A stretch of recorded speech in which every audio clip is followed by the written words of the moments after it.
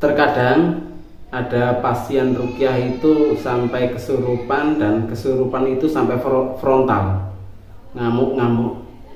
Terus bagaimana cara menghadapi atau mengatasi pasien atau orang yang kesurupan sampai frontal?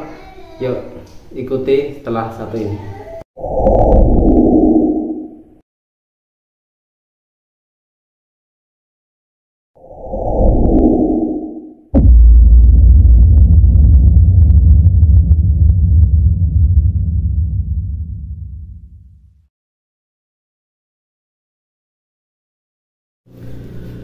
Assalamualaikum warahmatullahi wabarakatuh. Alhamdulillahirabbil alamin, wassalatu wassalamu ala asrofil anbiya'i wal mursalin, sayyidina wa maulana Muhammadin wa ala alihi wa sahbihi ajma'in. Amma ba'du. Pada teman-teman yang dimuliakan oleh Allah Subhanahu wa taala, kali ini kita akan membahas bagaimana caranya menghadapi orang yang kesurupan sampai frontal dan ngamuk-ngamuk. Ya. Terkadang ya, pasien non medis atau pasien yang terkena gangguan jin, baik jin itu masuk sendiri atau dengan istilah Jawa itu ketempelan, atau jin itu dimasukkan. Jin itu dimasukkan kadangkala karena sihir atau santet atau guna-guna, teluh, pelet dan lain sebagainya. Ini adalah jin yang dikirim atau dimasukkan. Nah, ketika diruqyah, terkadang walaupun tidak semua, terkadang ketika diruqyah itu sampai kesurupan dan sampai frontal, ngamuk, mau menyerang. Nah, ini reaksi ketika biasanya yang reaksi seperti ini adalah kasus sihir. Nah, pokoknya kasus sihir biasanya. Ketika kasus sihir biasanya ketika diruqyah itu sampai berontak, ngamuk, ya, frontal. Nah, kadang susah untuk dikendalikan. Terus bagaimana cara untuk mengendalikannya?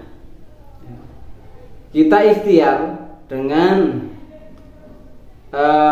ayat-ayat Al-Quran yang termaktub dalam surat Yusuf. Sekali lagi kita bacakan surat Yusuf, ya. Surat Yusuf dalam ayat wa idh qala yusufu li abihi ya abati inni ra'aitu ahada asyara kawkaban wasyamsa wal qamara ra'aituhum li sajidin.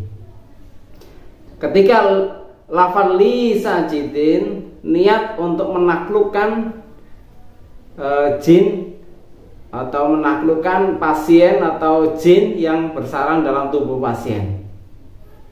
Jadi bacakan surat Yusuf, ayatnya lupa, bisa dicek di Al-Quran, ya. Wa idh qala yusufu li abihi ya abati inni ra'aitu ahada asyara kawkaban wasyamsa wal qamara ra'aituhum li sajidin. Dibacakan itu, ya. Dibacakan itu, kemudian tiupkan di ubun-ubun atau tiupkan di kahil, ya. Ini cara yang pertama. Jadi setelah dibacakan ditiupkan di ubun-ubun atau di kahil. Di kahil itu persilangan, ya, di sini, sebelah sini. Nah, ketika masih frontal, sudah ikhtiar yang pertama masih frontal, masih dengan ayat yang sama, sambil diurut sebelah sini, ya. Pasiennya diurut sebelah sini, kanan dan kiri sini, ini. Sambil dibacakan wa idh qala yusufu li abihi ya abati inni ra'aitu ahada asyara kawkaban wasyamsa wal qamara ra'aituhum li sajidin. Nah, sebelah sini.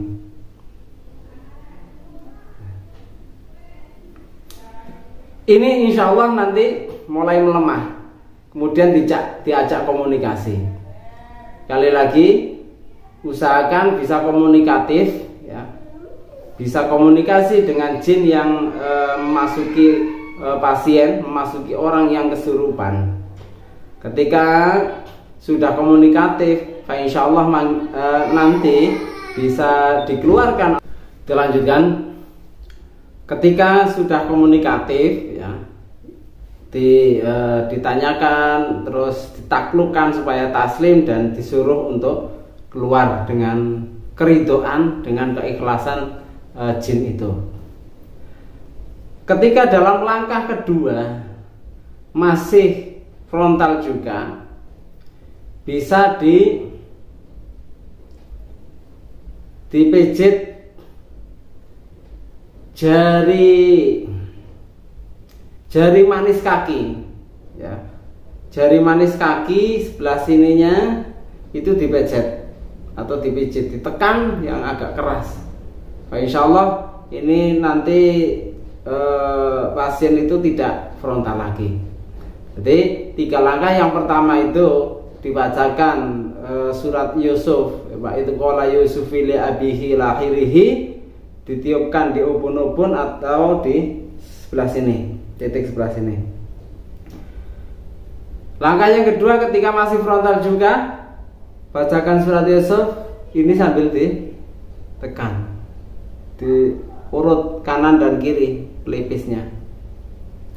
Ketika masih frontal juga, ujung jari kaki, jari manis ujungnya itu ditekan.